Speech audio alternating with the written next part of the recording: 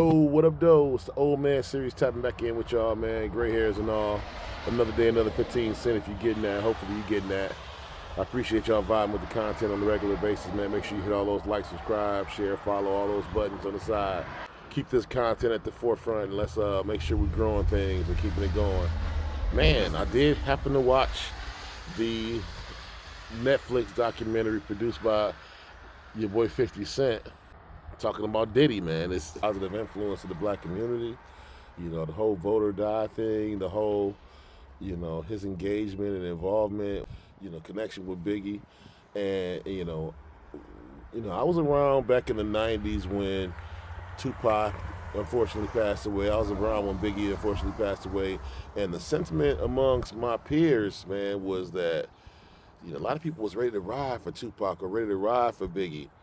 I always thought that Suge Knight was the nefarious supervillain that was behind both of their demise. But man, to find out that Diddy may have had something to do with the way this documentary alleged, that he may have had something to do with both of their deaths is mind blowing.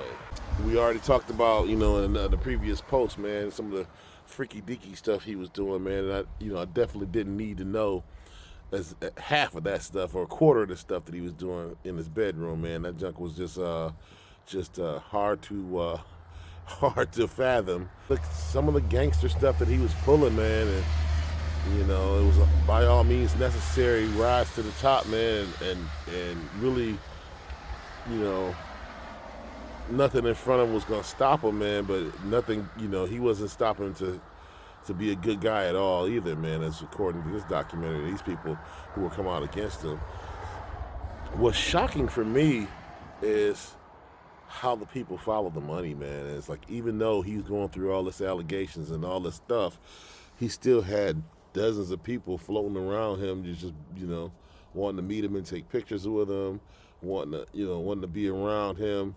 That allure of wealth or opulence, so to speak, man, it's intoxicating to some people, man, and it just makes me realize that money is not everything, man. If you're not a good person, what do you really have, man?